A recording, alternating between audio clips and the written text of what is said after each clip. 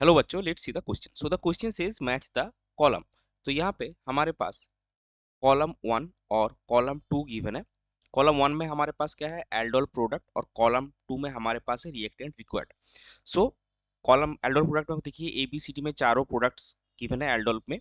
Alpha beta unsaturated aldehyde, alpha beta unsaturated carbonyl compounds, and reactant जो आपका है उसमें हमारा क्या गिवन है, PQRS में पॉसिबल रिएक्टेंट्स गिवन है। तो बेसिकली हमको इस क्वेश्चन में ये सॉल्व करना है कि PQRS में से कौन से दो दो रिएक्टेंट लेके हम ABCD में जो प्रोडक्ट मिल रहा है वो प्रोडक्ट हमको मिलेगा। तो चलिए सबसे पहले स्टार्ट करते हैं इस क्वेश्चन का की कॉन्सेप्ट से। सो इस क्वेश्चन का की कॉन्सेप्ट है एल्डोल कॉन्डेंसेशन रिएक्शन। अभी देखिए यहाँ पे हम क्या करेंगे, एल्डोल में हमारे पास जो प्रोडक्ट मिलता है वो अल्फा बीटा पहले बीटा हाइड्रोक्सी कार्बोनिल कंपाउंड मिलता है, उसके बाद अगर उसको आप हीट करेंगे तो वाटर रिलीज होकर अल्फा बीटा अनसैचुरेटेड कंपाउंड बनाता है।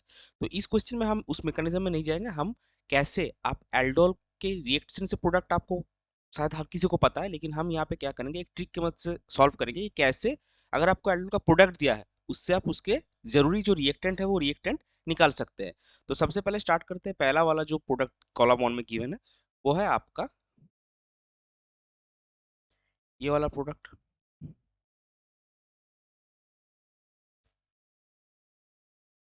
तो यहाँ पे देखिए जो आपका है इसमें ये हो गया आपका अल्फा कार्बन। अच्छा, इसको थोड़ा बड़ा करते हैं।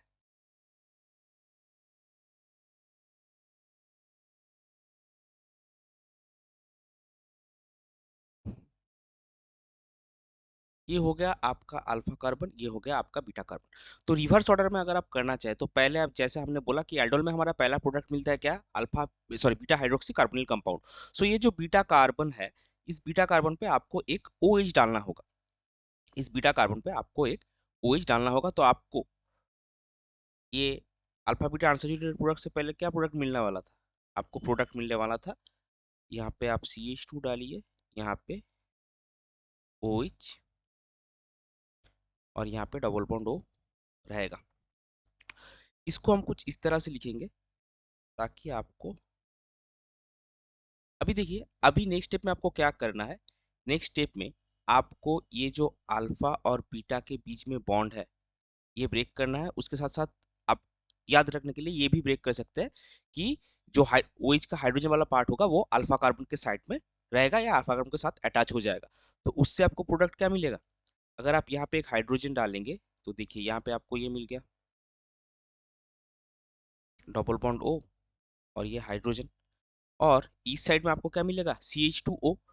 तो यहाँ पे ये बॉन्ड ब्रेक अगर आप करेंगे तो obviously C double bond O बनेगा। तो यहाँ पे आपको मिलेगा H C double bond O H। तो अगर आप साइक्लोहेक्सेन और फॉर्मल्डिहाइड का रिएक्शन कराएंगे तो आपको ये वाला एल्डोल प्रोडक्ट मिलेगा। तो हमारे कॉलम टू में ये किस में है, ये P में है। अच्छा, इसको ऐसे लिखते हैं, और ये है आपका Q में। तो A के लिए आपको क्या चाहिए, P और Q। अभी चलते हैं B पे।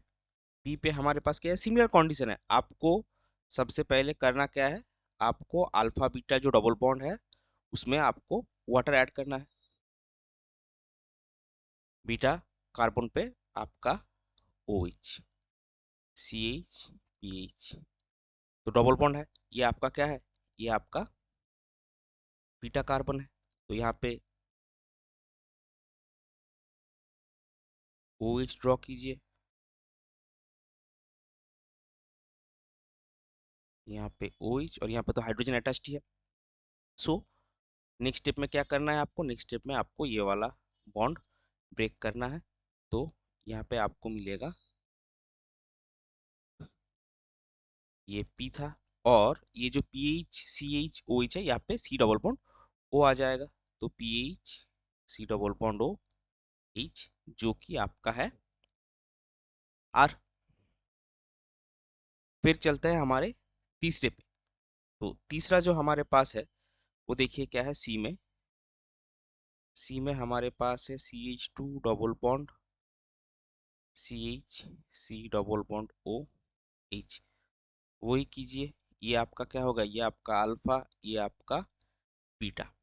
सो बीटा में आपको एक OH डालना है, फिर और यहाँ पे हाइड्रोजन अल्फा में ऐड करना है, फिर आपको अल्फा बीटा वाला जो बॉन्ड है इसको ब्रेक करना है।